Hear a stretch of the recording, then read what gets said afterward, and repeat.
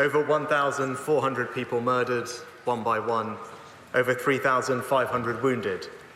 Almost 200 taken hostage. The elderly, men, women, children, babes in arms, murdered, mutilated, burned alive. We should call it by its name. It was a pogrom.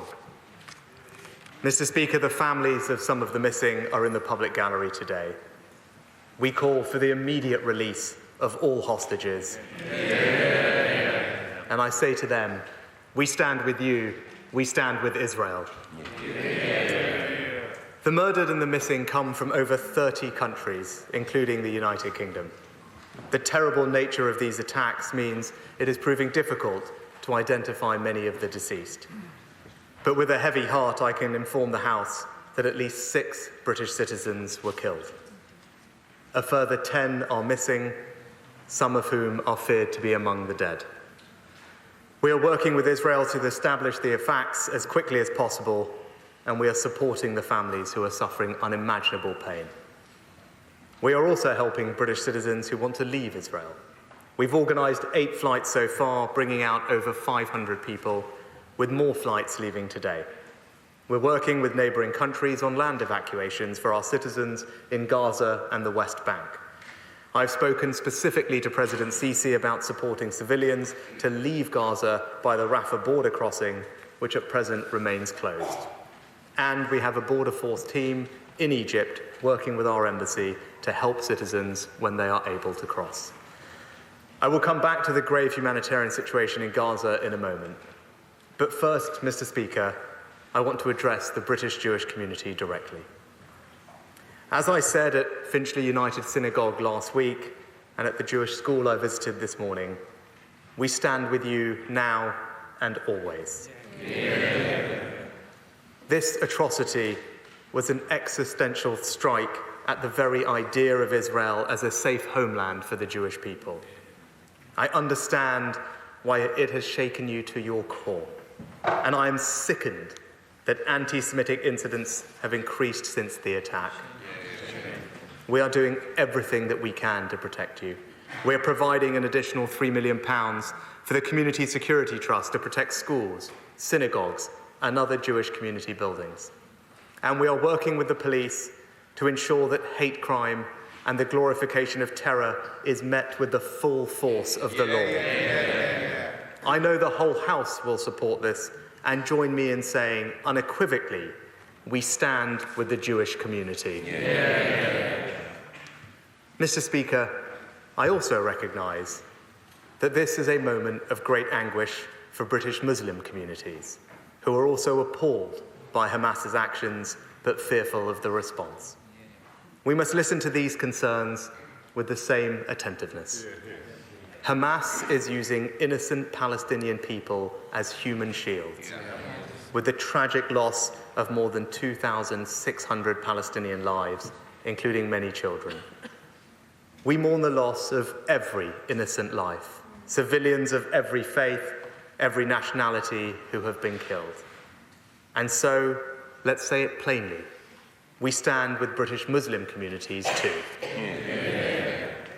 Mr. Speaker, Israel was founded not just as a homeland for the Jewish people, but as a guarantor of their security, to ensure that what happened to the Jewish people in the Holocaust could never happen again. Through its strength and resilience, Israel gradually achieved some of that longed-for security, despite the strategic threats on their borders, including Hezbollah in the north, with Iran at their back. They normalized relations with the UAE and Bahrain through the Abraham Accords and moved towards normalizing ties with Saudi Arabia, steps that not long ago were thought unthinkable. One reason why this attack is so shocking is that it is a fundamental challenge to any idea of coexistence, which is an essential precursor to peace and stability in the region. Mr. Speaker, the question is, how should we respond? I believe we must support absolutely Israel's right to defend itself, to go after Hamas, take back the hostages, deter further incursions, and strengthen its security for the long term. This must be done in line with international humanitarian law, but also recognizing that they face a vicious enemy that embeds itself behind civilians. As a friend, we will continue to call on Israel to take every possible precaution to avoid harming civilians. I repeat President Biden's words: as democracies, we are stronger and more secure when we act according to the rule of law. Humanity, law, decency, respect for human life. That's what sets us apart from the mindless violence of the terrorist. Mr. Speaker, there are three specific areas where the United Kingdom is helping to shape events. First, we are working to prevent escalation and further threats against Israel. On Friday, RAF surveillance aircraft began patrols to track threats to regional security. I have deployed a Royal Navy task group to the Eastern Mediterranean, including RFA Lyme Bay and RFA Argus, 3 Merlin helicopters and a company of Royal Marines, ready both to interdict arms and support the humanitarian response. We are bolstering our forces in Cyprus and across the region.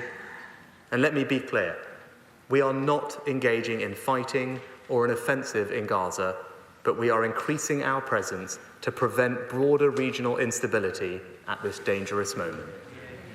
Second, Mr. Speaker, I'm proud that we are a long-standing and significant provider of humanitarian aid to the Palestinian people. And I can announce today that we are increasing our aid by a third with an additional £10 million of support. An acute humanitarian crisis is unfolding to which we must respond.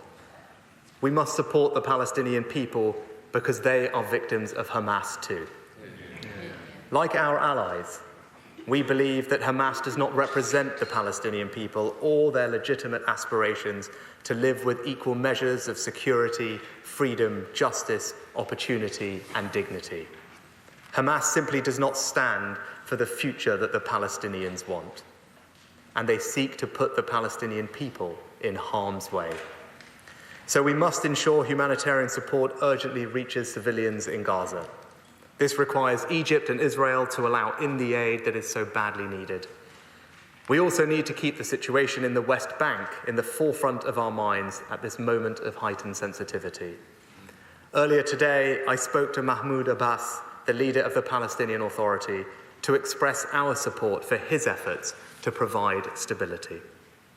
And third, we will use all the tools of British diplomacy to sustain the prospects of peace and stability in the region. Ultimately, that requires security for Israelis and Palestinians and a two-state solution. So we are increasing our regional engagement. I have spoken with Prime Minister Netanyahu twice in the last week, along with the United States, France, Germany, Italy, and others. My right honourable friend, the Foreign Secretary, was the first to visit Israel after the attacks. I met with His Majesty, the King of Jordan, yesterday, a long-time voice of reason and moderation. And I have spoken today with the leaders of Turkey and previously Egypt, and will speak to others in the coming days.